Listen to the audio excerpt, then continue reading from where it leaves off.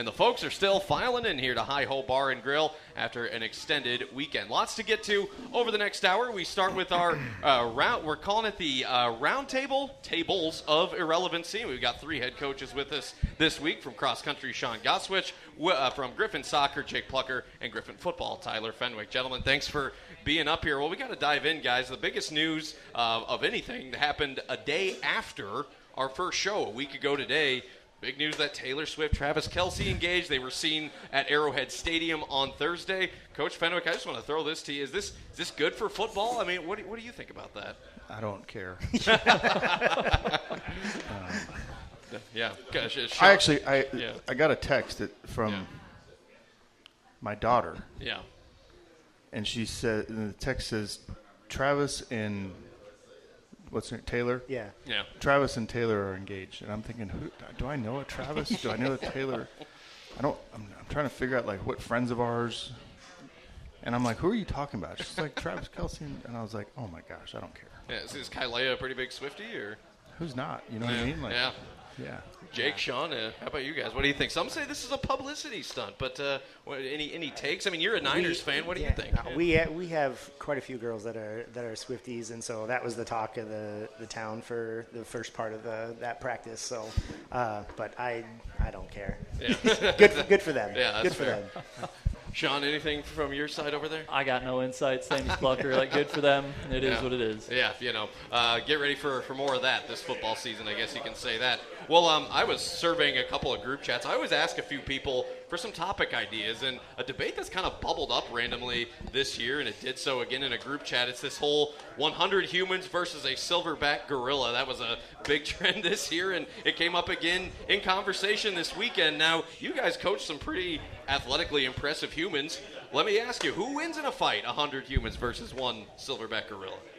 I'm still going the silverback gorilla. Okay. I don't pull for gorillas. Well played. Yeah. Sean? I mean, it depends on the athlete, right? If I'm throwing 100 cross kids up against a gorilla, it might be a little bit different than some of the athletes these guys work with. So like a defensive lineman versus a tall runner? Yeah, a little bit of a difference in what you can do, might right? Have to do some vetting, yeah. Last thing, guys, we just enjoyed 5 straight days of college football, and rather a forgettable collegiate head coaching debut for Bill Belichick last night. But any interesting memories or stories, for good or for bad? Y'all have been head coaches before and now. Your first game or competition as a collegiate head coach. Any memories that stand out from that particular day? Yeah, so mine was when I was up at presentation.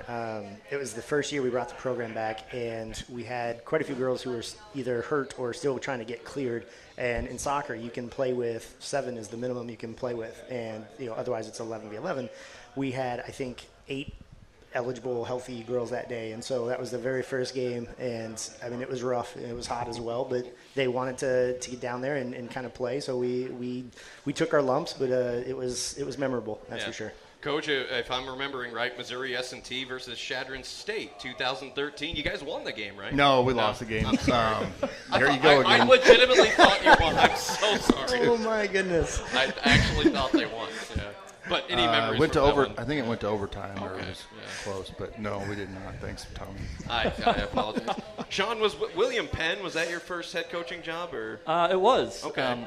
That's way back there. It's hard to remember the first meet I had under my belt. I like to tell the story of my first meet at Tusculum. I got hired on late, and so I hadn't passed all the NCAA modules yet, so I had to watch.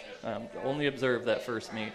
And it was tough because it was a mess. Let me tell you. It was an ugly first meet. But yeah, couldn't coach at all. Could only observe. Welcome back to our GSI Podcast. Off and rolling on this Tuesday. I'm Tommy Rezach talking Griffon cross country. One of 4 teams that are opening their season this week. Griffon Women's Golf was the first to open this morning down in Blue Springs at the Central Region Preview. We'll get an update on that score here in a little bit. But talking cross country with interim head coach Sean Goswich. And I stand corrected, a 6th-year Griffon from Council Bluffs, Iowa. Weemach Kilo up here. Sean, thanks for being here another week. And Weemach, good to see you. The season, we're 3 days away now. We're going up to Mahoney State Park in the Omaha area. Beautiful course up there. Just how are you feeling? Last go-around, you've been through this a time or two. Just what are the emotions right now? It's kind of full circle because I still remember, literally when I first got onto the course. I mean, as a freshman in college and even back to when I was a freshman in high school.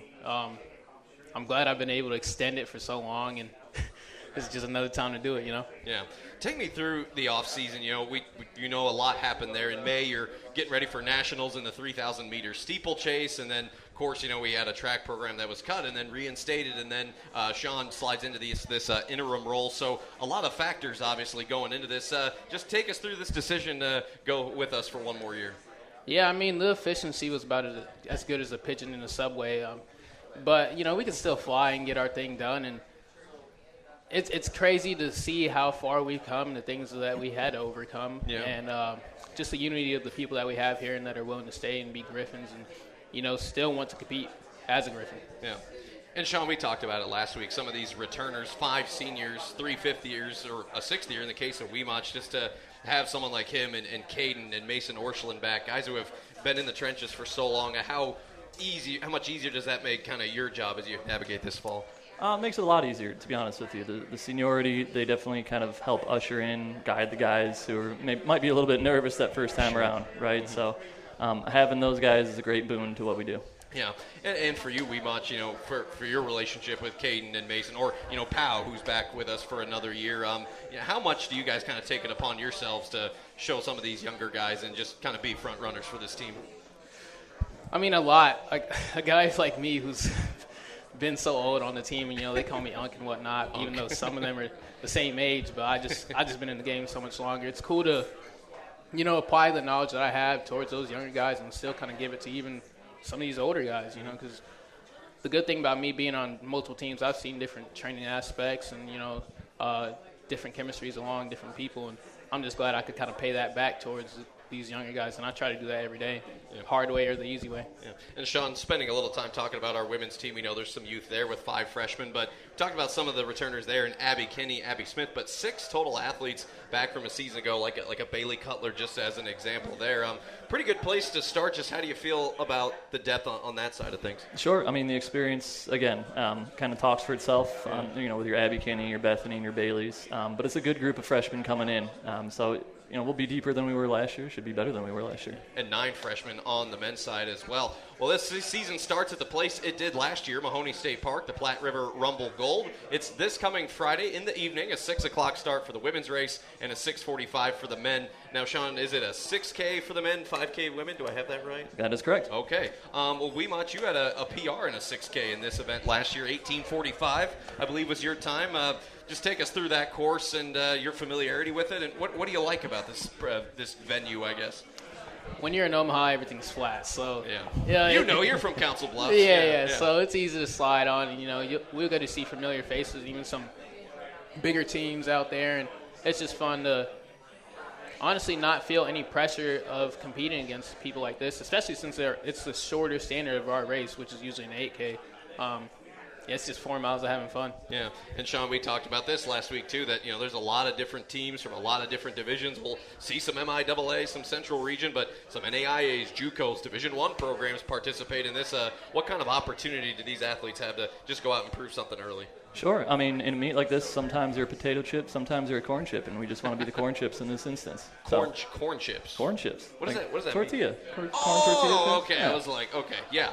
Well, what's the analogy there? So so a tortilla chip is stronger? Is that kind of stronger, better tasting? That's where we want to be. That's your Creightons and your South Dakota States at the top of this meet, right? Sure. We want to be up there competing with those guys. So. Okay, that is a curious analogy. I've never heard that before. But these guys and the women's team, these. How many are you taking, by the way, per team? How many? Sure, it'll be about 7 on the women's, and then on the guys, I think we're like 13-ish. Okay, getting on that line. Pretty deep field that'll be competing this Friday evening, 6 o'clock women, 6:45 the men, and the recap will be up at GoGriffins.com on this Friday night, so you can see how the Griffins do there. The Platte River Rumble Gold. It's an annual event a couple hours up the road at beautiful Mahoney State Park. That's where the Griffins will be competing to start this 2025 cross-country season. That's head coach Sean Goswish, the 6th-year senior Weemach Gilo. Guys, thanks so much. Good luck out there. Thank you very much. Another team that's opening their season, that's Griffon Volleyball, getting ready for year number 4 of Jessica Phi. The Griffins will open the competition in a familiar spot. They'll go to Pittsburgh, Kansas this weekend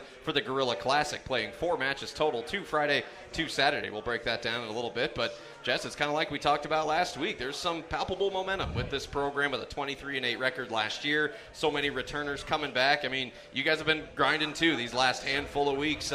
How's it feel now for you and your staff? 2 new assistants, by the way, to finally prep for some real matches here. Yeah, it's a change of pace for sure. Yeah. I think I still have some questions, still trying to fine-tune some things this week going into the weekend, but we do return a lot, so there's some comfort and, some familiar personnel, which is good, but we just have a few things that we need to work out. But I think there's always anxiety and a little bit of, excitement that first week when you're leading up to your first matches. So I just hope that we have a good week of practice so we feel excited for walking into Friday. We know we're going to debut a new starting setter. I know that's exciting. What are some other things that you're kind of – what are maybe some of the last-minute fine-tuning things that go on this week? Yeah, just some personnel decisions, I think, with those new setters, working out, figuring out kind of what type of offense we're running. Are we running a 5-1? Are we running a 6-2? Where are we playing some certain defenders at? Where are we playing some of our pins at? So definitely some questions still that hopefully there's some separators this week and they see the opportunity and they take it for us.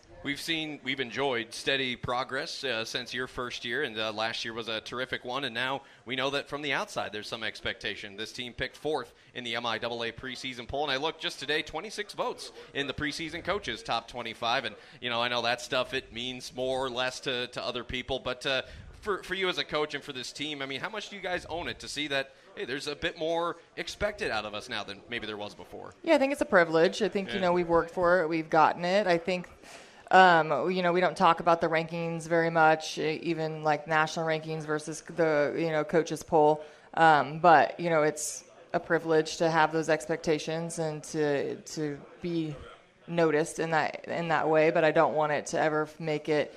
There's already enough pressure on these athletes, and so I don't want that to just add to it. So we'll just take it a day at a time, a game at a time, and hope that we are successful. Absolutely. Well, I want to ask you about one big picture thing. We have made mention of this on the program and on our social media, that we are celebrating 50 years of women's athletics here at Missouri Western, and volleyball was a big piece of that starting up in the mid-1970s. And I know there's a lot of volleyball alums that are going to be involved with this. Your predecessor, Marion Carbon, is going to have a role in this. And you got 2 alums, of course, now on your staff. So to be kind of a part of this milestone year, what does that mean? As a former collegiate volleyball athlete yourself, what does this mean to you? No, I think it's amazing. I don't think anyone on our team really knows what women's sports was like, when they first started. Like, volleyball really wasn't offered to people. Women's sports wasn't offered to people. And so I hope they feel extremely grateful to the opportunities that they do get to compete in and how far women's sports has come since the very beginning. And even from when I played, just the gaps that have been closed, the resources that we have, those were never a thing. And so I hope that they're grateful, and I think it'll be really exciting to get alumni back in the gym and just having 2 alum on the bench. And then, as each year that I'm here, we gather a little bit more too. So hopefully we have a good showing with our alumni, and we have people to play for. We're closing in on a big weekend, October 3rd, 4th, 5th. Griffon Volleyball going to host Fort Hays State on that particular Saturday, and that's just one of a slew of things that'll be going on then. But until we get there, Griffon Volleyball's got a lot of matches to play, and pretty much all of them outside of St. Joseph. So it opens with the Gorilla Classic this Friday and Saturday. Pittsburgh, Kansas, I forget the name of their arena. Not important, but it's at in their gym. We play Southern Arkansas, Pitt State Friday, Truman State, Lubbock Christian Saturday. So we get a conference match in the second outing of the season. Yeah. 2 regional matches. You get Southern Ark in there as well. Just thoughts on this field overall. Yeah, I just started looking at Southern Ark's roster before I left today, and a lot of turnover, not a lot of familiar names from year to year. So we were kind of walking into something blindly, I will say. I think there was one returner that got significant playing time. So we'll see what that's like. Sometimes that's a good thing the first game, not to overthink it, just go and play and use your intuition to get the win. And then we played Pitt that second match, and I think they're going to be tough. They had a good year last year.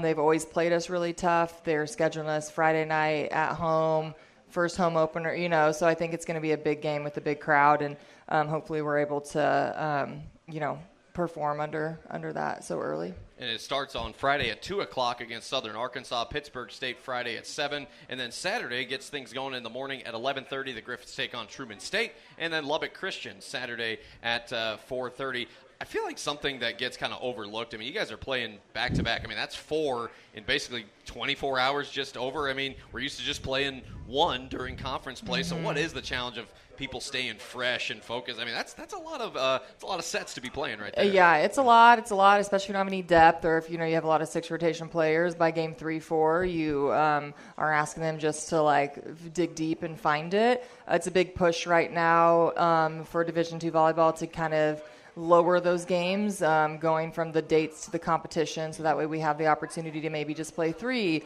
games in a weekend or play a game on a Thursday, and so coaches in general over in Division II, we're trying to make a change, just because even injury wise it's not the best for injury that earlier, because we're playing 4-4 and then 3 the third weekend. But it's just a lot of volleyball, a lot of reps. It's not necessary. Division I plays 2 games in a weekend, and they have a day of rest in between, and we're asked to play 4 games in 2 days. So it's tough. We try to gear up for it the best you can, but it's definitely not easy those first 2 weekends out. Well, maybe the next time we have one of those meetings, we can talk about that and find a way to get the Griffins a few more home matches as well. Take out the travel would be nice. That's right. So we got to wait a little while till they're at Looney. But there will be options to stream this, live stats, and, of course, our recaps on GoGriffins.com, where we'll have all the complete coverage of this team as they navigate the 2025 season. Should be a fun one. Lots of returners, lots of all-conference talent. The sky could be the limit for a team. I'm excited to see what happens. So, again, those times on Friday, Southern Arkansas 2, Pitt State Friday at 7, Truman State Saturday 11:30, and then Lubbock Christian Saturday at 4:30. Busy weekend there at John Lance Arena, Pittsburgh, Kansas. That's where the Griffs will be. Coach Pye, thanks so much. Good luck to you and the team. Thank you. Appreciate it. With now the third-year head coach of Griffin Soccer, Jake Plucker, coming off of a historic season, as we know. After all, he was MIAA Coach of the Year last year with a slew of talented players coming back. And, Coach, I saw your team running around on Friday night. It was Augustana that you scrimmaged against, right? And that was one of just several scrimmages you've done, and now we do it for real against Bemidji State on Friday at 7, Northern State Sunday at 1 o'clock. So 2 big challenges there. We can talk about it. But, man, I know you've been ramping up. You're ready for it. What kind of feel does this week take on now? Again, I think it's just a whole other level, because these ones count. So, we're excited about it. I think a bunch of our team is excited to be able to get back on the pitch and kind of show that what last year wasn't a fluke, and it is who we are and what we're capable of. And, we'll continue to take it, that old coach is saying, 1 game at a time, and worry about the one on Friday. Yeah, we talked with one of your seniors last week, in Aiden Woodall. She's one of 12 seniors on your team, and 8 of those 12 started at least 1 match last season. A big group, a tight group, one that's been through a lot. I mean, what's it like for you as a coach to have so many good student leaders on your team right now? Yeah, obviously, anytime you can have that type of experience in returning, minutes or even just bodies is beneficial. Really makes for a challenge moving forward to try to replace. But we want to take advantage of it and obviously try to send them off on a right note. And we lean on them a lot because they are experienced. They have been through a lot. So we're gonna count on them to help us get where we want to go. And we talked a little bit last week too about some of the newcomers that have joined the fold here. And Emily Crosby, a defender from Johnson County. Sydney Putz, I believe is how you say that, from Johnson County, a midfielder and defender. And then a transfer from Emporia State like Ava Smith, another defender. Alyssa French, Nebraska Omaha transfer in the midfield. Maybe it's one of those. Maybe someone I didn't mention. Those are just some examples, but who have been some newcomers that have kind of caught your eye so far? Yeah, to be honest, they've all shown that they belong, which is exciting. There's been some that have been dealing with some injuries or things like that, but for the most part, when they've been healthy, when they've been on the field, they've stood out, and I think is what's going to hopefully you'll see this year is we have a lot more depth than even what I thought we had last year. So hopefully we can continue to play at a high level longer throughout the course of the game, but then also throughout the course of the year, and I think that'll, like I said, help us hopefully stay a little bit more fresh at the end of the season. And talking of offense, some more numbers for you. 6 players back who started 13 matches or more, but then 7 players back who scored multiple goals last season. When you have the talent of a Rachel Benavidez or an Aiden Woodall or a Corinne Stewart, someone that can play that striker role so well, how do you kind of equivalate all of that talent and kind of best place that, if that makes sense? Yeah, I mean, we even had this talk with the team last week in regards to with the depth that we have, with kind of the amount of capable players that we feel are worthy of even potentially getting starting opportunities. It's just, make the most of those opportunities. And, we can throw out some different lineups or some different formations that kind of get some different looks and different people opportunities. So, just because you don't start one game doesn't mean that you're not going to come back and start another. And so, just when whatever opportunity role minutes are called for you, hopefully you take advantage of it and make the most of it, and then put us as a staff in a position to, kind of then reevaluate and figure out how we're best suited to play moving forward. Well, last season started away from home. This year we get to start at Spratt Stadium against a couple of teams that we opened against last year. Y'all were in Aberdeen, if I'm remembering right, last year. Well, a couple of teams from up north come our way, the Bemidji State Beavers and the Northern State Wolves. Now, these were 2 competitive matches last year. We beat Bemidji 1-0 on a late goal in the second half, and then Northern actually drew us in the second game of the season 1-1. So y'all have some familiarity with each other. 2 Central Region teams, 2 capable teams. Bemidji a winning record last year. I want to say Northern was like 7-7-3, something like that. So pretty impressive teams from the Northern Sun. What do you make of these 2? I mean, they're going to be physical. They're going to play maybe a little bit more direct, but it's good competition, like you mentioned, in that regional field. So that's always nice. That NSIC, that their conference is deep. So to be able to go hopefully get the results that we are looking for, it just kind of sets us up for down the road when we get to that opportunity. So, they provide a little bit different of kind of an approach based off of each team, but we know that we're going to expect some physical play, and we're going to have to match the intensity that they bring. Some fun things going on. Friday's Vuvuzela night, is that right? Yeah, and then you're going to have Adrian Lowry and his band in the house playing as well. I heard them playing during the scrimmage on Friday as well. What's that? What kind of energy is that going to bring to the matches? It's like a compass in a tornado storm there. Like we did some really nice things. We're going to actually meet with him afterwards and kind of figure out the best ways. Like, our girls loved it. Other than they said, hey, first half when we were kind of defending, it was right there and it was loud and hard to kind of hear and communicate. But again, you got to navigate that. You got to be able to work through that. But I think it just provides some energy and provides just another level of even just entertainment for that game. A lot of instruments that'll be being played on Friday night with the Boo-Boos and the electric guitars, the drums. It's all sounding terrific. Also, what's going on Friday before that match, the Gold Coat Barbecue, 6 o'clock on the Bill Snyder Pavilion preceding the match. But Griff Nation, you're encouraged to stick around for that Friday match starting at 7 o'clock. So hopefully we'll have some fans out there having a good time. And then the match is Sunday at 1. I guess the last thing I would leave you with, we have a passionate fan base, a knowledgeable one. We know that. But if you're like me, soccer maybe was like the second, third, or fourth sport that you picked up watching growing up.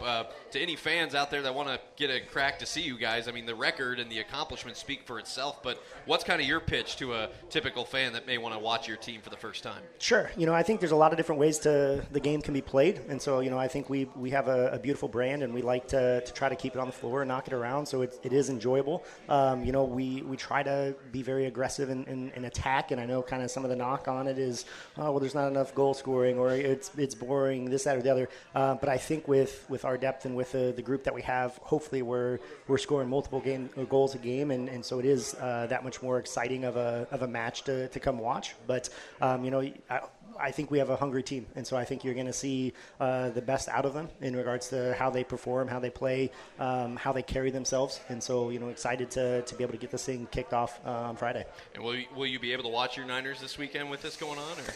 I don't know. We got Seattle. I'm feeling good about it. They're getting pretty healthy, so I'm not too worried about the Seahawks. Yeah. Well, enjoy that early season optimism while it lasts. Now, continuing from Hi-Ho Bar and Grill on our Griffon Sports Insider Podcast, I'm Tommy Rezach talking Griffon football now. As it was football that got this train going here in 2025-26. Our first live competition. It was a big one, and honestly, a game that was as good as advertised. Very competitive, 5 lead changes with Augustana sneaking away with a 30-26 victory. Coach Tyler Fenwick up here, and Coach, I know we kind of pulverized the points afterwards, but so many positives to take away. I mean, so many athletic moments in all 3 phases, but I know some frustrating ones too. When you look at 9 penalties and some other things, and now got a bye week. It's we play week 0, and now we're off, so we got still 11 more days until our home opener, but. You said it in post-game. You already had some ideas. The gears were turning. So how much are you and the staff looking forward to attacking the week and just getting back to work with the guys? Well,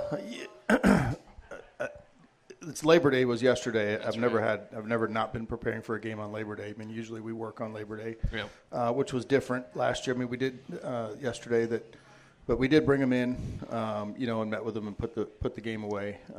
Went over the corrections. Mm-hmm. I mean, obviously we're anxious, to play again because you kind of want to get that taste in your mouth and get lined up but there's a lot of things. I think there's some positives to it as well, having the bye week and the amount of mistakes that we had that were that are fixable mistakes, to be able to bring them in and show them those clips yesterday as a team.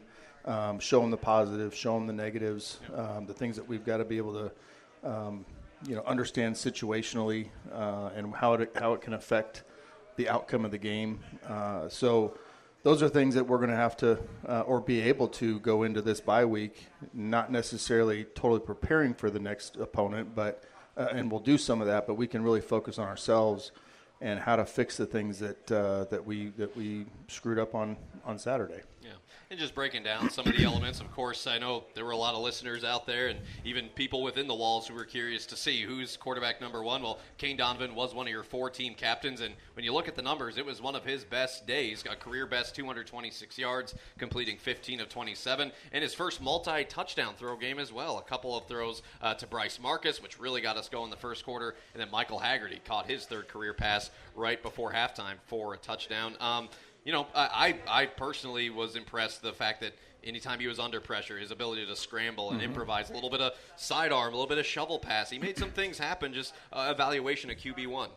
Yeah, no, I thought he played good. I thought he managed the game well. I thought, we had the one turnover, which was kind of a sack ball kind of popped up in the air. Yeah. He was getting ready to throw a touchdown to GSI, honestly, which was too bad. We had him behind the defense. But I thought overall, he – For game 1, I thought he played well. I think that, some of the inconsistencies that we had were what I thought was going to happen was just a lot of new receivers, a lot of inexperience at receivers, and some guys just not.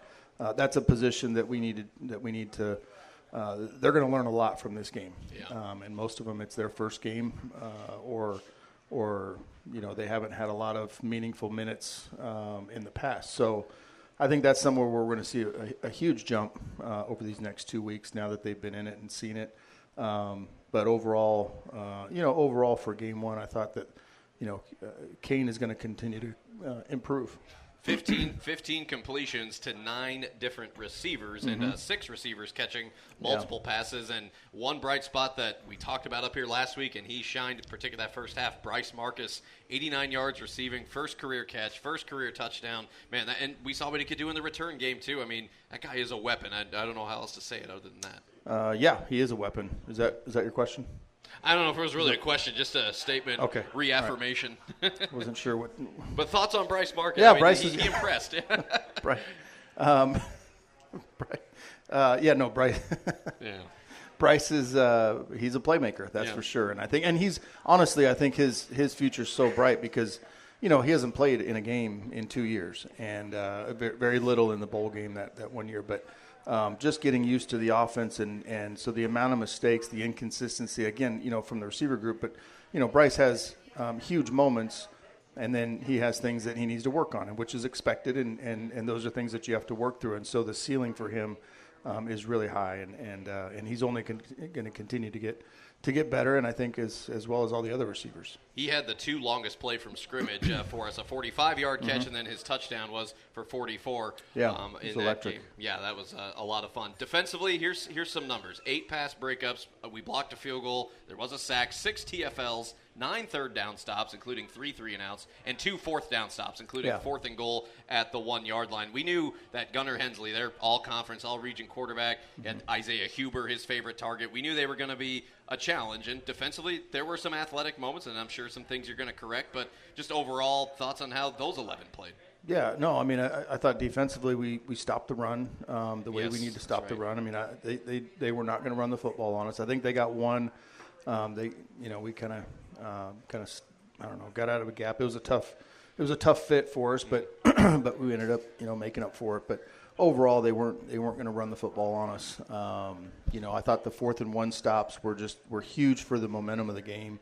Blocking a field goal, there was a lot of good things. Yeah. And honestly, I mean, I think the game, everything that I was nervous about, or everything that I was worried about going into the games, this going back to spring, and thinking about Augustana and what their team's about, what their program's all about, I thought was pretty much right on. I mean, I thought, they're a big team. They got a big defensive line. They got a big offensive line. So, we were worried about if they were going to load up and get into 2 tight ends and try to, overpower us, are we going to be able to hold up? I thought we were able to hold up. Yeah. Offensively, we were able to run the football on them. I wasn't sure if we were going to be able to run the football on them. That was going to be, we were going to test that out and see where we're at. And I felt we answered the call on that and ran the football really well. I thought that we were faster than they were, and I think that showed up. I think the biggest question mark that I had, or the biggest concern that I had, was just knowing the kind of program. When you watch their film, they're very disciplined. They don't make mistakes. They don't bust plays. And that's what bit us. That's what got us. And we didn't play overly disciplined football. We had a couple penalties. We had some scenarios where not necessarily penalized, but more assignment errors, situational errors. We went through a stretch. Where, we take the ball out on a kickoff return from the back of the end zone, and then that gives us really poor field position. We come out, and the very next, first down, we get a delay game, which is probably my fault for probably chewing out the kid that returned the ball out of the back of the end zone. Tim Madison, right? And who's very talented, and he's going to be very good. Transfer, he's got a lot of speed. And it's just a game 1 mistake where he's thinking about, I got to get going. And so he'll learn from that. Sure.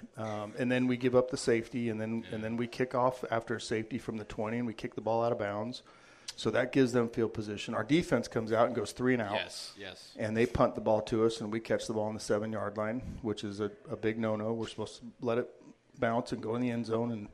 And, so there's 5 or 6 plays in a row that are plays that really set us back and didn't help us from a field position standpoint. And we talk a lot about field position and how important the ball is, and what to do with the ball and where to put it, and where we need a starting field position, and it's just all the things that go into field position, and we kind of botched all that, and I think it was just some anxiety of just trying to go make a play and go do this, and we got to start thinking more about what's the effects when we don't do it the right way. Well, it's interesting. In about that same time that you're talking about, the second quarter, it almost seemed like there was a stretch of 6 straight plays where there was a penalty, and half of them were offsetting unsportsmanlike. So how much was that adrenaline just flowing early that first half? Because it seemed like guys on both sides were ready to just hit one another, and in some cases it was unfortunate because we get pegged with a hit out of bounds that gave him 15 yards. Just how much was that a factor, just adrenaline-wise, that first half? Yeah, I think so. But, I think a lot of it, we had the unsportsmanlike hitting the quarterback out of bounds on 3rd and 17. That's obviously that'll kill you. And I think it's somebody that just wants to go make a play, and he's just trying to not aware, of what's going on. And again, he'll learn from it. But, we sit there and we, last year we say, well, we're going to learn from this and we're going to learn from that and all this stuff. But we got to start learning from it. Like, we got to start applying those things. And even if it's somebody that wasn't involved with it this week, they need to learn from somebody else's mistakes so we don't, somebody else doesn't make that same mistake, and understand the consequences that come along with making, mistakes, the mistakes that we did, because they're all big ones. Yeah. I want to talk a little bit about special teams because there were a lot of new faces there. Spencer Springer, one of the returners at punting, and I thought his punt late to pin Augustana deep. He had a pretty good day, 40 yards a kick. Mason Grove on his first field goal attempt, a 47-yarder to put the Griffins to tie the game at that point. Some new kick returners like we talked about, like a Bryce Marcus, like a Tim Madison. You had a new long snapper in Trey Stone. A lot of new there, and again, game one, nothing going to be perfect, but just thoughts on how some of those new guys performed on that side. Yeah, I thought they did some good things. I think that, there was some stuff where some inconsistencies that we got to improve upon. But, the punt that we had, I think the one you're talking about with Spencer, we put it right on the sideline, and the kid catches it and walks out of bounds. That's just phenomenal. At the end of the game, it almost got blocked. Yeah, and he got off a good one. Yeah. And he got, but he got it off. And I thought our operation time. I thought we did a really good job on our punt team with just our front line guys, making sure that we get punches on guys so that they can't get the rush and getting out and getting and covering. So those things I thought were good. I thought our kickoff return. I thought they did a really good job. Augustana did a really good job with their kickoff team. Kind of gave us some problems on our return stuff that, we've got to kind of look at some personnel things and make sure that we're big enough or physical enough at some spots and just, work on some angles and things like that. But I know Coach Bell has always done such a great job on KOR that I'm excited for what's to come with that group. Yeah, we led the MIAA. We were top 10 in the country in kick return yards last year. Shout out Javarius McGuinn for a 100-yard return against Missouri Southern last year. Well, usually this is the time when we're previewing an opponent, but we're going to wait till next week to do that. And I was watching the cinematic recap that our Griffon Sports Insider team did such a good job. Yeah. They captured your post-game remarks, and you said, look, 10 games to go, everything's still out there. What kind of team are we going to be? And you mentioned it just in your remarks today, that a team that has to find a way to grow up in things. And 11 days now till our next game, which is against Missouri S&T. A long time, right? 2 full weeks to get ready for it, to heal up. But in these moments, in these moments of adversity where you played so well, yet you come up short, what are the things you're hoping to see, to hear from this group between now and the 13th? Well, you're going to look at, all the things that, where you make mistakes schematically, and it's not like we had busted coverages where we had people in the wrong place, or running the wrong coverage, or it's, we didn't have blitzes that were not, hitting the right gaps, and we didn't have, run game where we were not blocking the right people. All that stuff is really good. We have to do it better. So, in coverage, we got to understand our leverage. We got to understand making sure that, we're playing on, outside this defender or inside this defender, understanding where our help is in our coverages. We got to understand angles in our in the run game schemes that we're doing. And those are the things that we have to tighten up and make sure that we're communicating and making sure everybody's on the same page and doing the right thing. And that's what this week is going to be about, is taking all the things. It's almost like you get that test back and you get to kind of look at, okay, here's the mistakes and what do I need to go learn? Yeah. How do I fix it? And so that's that's what the bye week allows us to do. Early in the season, which normally you're not, you don't get a chance to do. You kind of on to the next game, and it's, here we go, and we're going to try to, fix things, but we also got to get ready. So this allows us to kind of sit back and say, okay, what do we need to do, and kind of, that was our staff meeting today. Okay, what do we need to emphasize this week? Sure. So that we can make sure that we hone in on those. And I think in the simplest of terms, putting a bow on this whole deal, that you said it the previous week, that you schedule a game like Augie because that's what you're going to see. Yeah. Physical, disciplined, and you said it. This team, I said it on the air, they prove that they belong against the best that this region has to offer. Yeah. And for 60 minutes, even though it didn't bounce our way, they proved it in the trenches. They were battling every single play. And there was a guy from the NSIC who texted me. He said, we looked like the better team, and we were for a little while. So as frustrating as that is, so much from that to take away and be like, hey, you know what? We got a pretty good team here. Yeah, everybody looks at, the last 2 minutes of the game. Obviously, we've got to figure out a way to get a first down on 3rd and 6 and possess the ball and see if we can run the clock out. And then we've got to figure out how to get a 2-minute stop. But within all that, everybody looks at that as the reason why we lost the game. But there's so many things that happened in the first 3.5 quarters that could have kept us from being in a 4-point ball game. We could have had a 14-point lead. I mean, we come down, we don't get a touchdown. We had a couple opportunities to get a touchdown instead of a field goal. We miss a PAT. We give up a safety. We miss a field goal. I mean, those are points right there that we're not taking advantage of that are potentially easy points that we're not sitting here down for. We're up. We're up whatever. So those are the things. It's the course of the whole game, and it's everybody wants to look at the last 2.5 minutes, but you got to play 60 minutes. The PAT goes in the first quarter. Yeah. All you need is a field goal in the last 10 seconds. Correct. Just something like that, right? Right. It all adds up, and it all. But those happen, and you got to try to overcome those. And that's there's no perfect football game. I mean, there's always going to be something. Yeah. I'm sure as good of a coach that their staff is, and they had mistakes too, and and I'm sure that they're sitting here after a win. It's easy to come home after a win and say, "Oh, we played a great game," and blah blah blah. But I mean, both teams made mistakes throughout the game, and so I'm sure they're fixing things as well, and we got to fix things, and we came up short, and they came up on top, and so but it's a long season. It's going to get shorter each week, but so we gotta have some urgency to get those things fixed. I mean, I said it on the air, as frustrated as we were with penalties, they ended with more penalty yards than we did. So it's just an example of some of the things that happened. So just a brief look ahead, Missouri S&T, the Miners from Rolla, Missouri in the Great Lakes Valley Conference. That is our next opponent, Saturday, September 13th. It's family night. It's St. Joseph Appreciation Night, so make plans to be there. It's a 6 o'clock kickoff, so our pregame would start at 5:30 a week from this Saturday. And if you want to know, S&T, they played NAIA Central Methodist. That's where our good friend Dave Brown is the head coach over there in Fayette, Missouri. That's who S&T took on, and S&T beat their NAIA opponent 51-10. The Miners, if you were curious, they go to Tahlequah to play Northeastern State this Saturday at 6 o'clock, and NSU got a big win this past week against Saginaw Valley State, a team that was receiving votes in the top 25. I'm getting down a rabbit hole, but I just want to explain to you what's going on and what our next opponent is going to be up to. And I'm sure we'll talk a little bit more next week about your time in Rolla and a little bit of a reunion for you. But this will be our first time in 12 years taking on a former MIAA member, an in-state battle, and the second non-conference game for Griffon football. First time since 2009 that we've opened with back-to-back non-conference games. So there you go, Coach. Appreciate the time. I'm sorry. I tried to throw you an attaboy earlier, and I fumbled the bag. So I've been trying to get to midseason form here. Tommy, I think you're leading the country in fumbling. So wow, man. That was deserved. Well placed. Well placed. I'll see you next week, I hope. All right. Thank you. All right, Tyler Fenwick.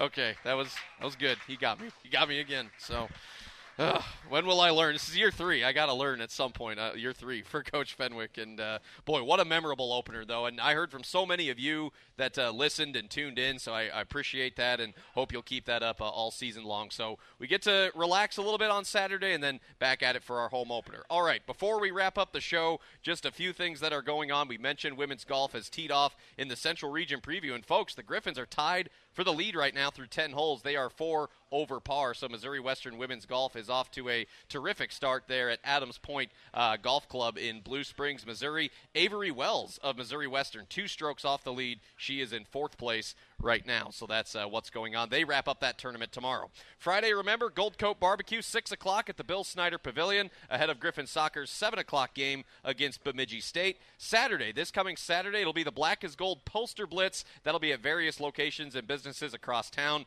News coming on that Wednesday. Stay tuned to Mo West Athletics on social media and at GoGriffins.com. Soccer, home, Bemidji State, Friday at 7 o'clock. Home, Sunday to Northern State, Sunday at 1. Cross country, going to Mahoney State Park outside Omaha for the Platte River Rumble Gold. That's Friday night, 6 o'clock for the women's race, 6:45 for the men. Volleyball, the Gorilla Classic in Pittsburgh, Kansas at John Lance Arena. They'll take on Southern Arkansas Friday at 2. Pittsburgh State Friday at 7. And then Saturday, Griffon Volleyball, Truman State, Saturday 11:30. Lubbock Christian, Saturday at 4:30. Men's golf, if you want to look ahead a bit, 6 days from now, they open the season in Warrensburg for the Mule in Warrensburg, Missouri. That'll be this coming Monday and Tuesday. Want to thank Sean Goswish, Jessica Fye, Jake Plucker, Tyler Fenwick, Weemach Gilo, our student-athlete guest, for joining us on the program today. And we're back to our normal time slot next week. We'll be here Monday, September the 8th for another edition of the Griffon Sports Insider Podcast. Thanks to Hi Ho Bar and Grill. Thanks to you, all of our listeners. Jason Holland, our producer. Rick Leahy, the audio engineer. We'll see you next week. That's been the GSI Podcast. Be sure to subscribe, and we'll see you next time.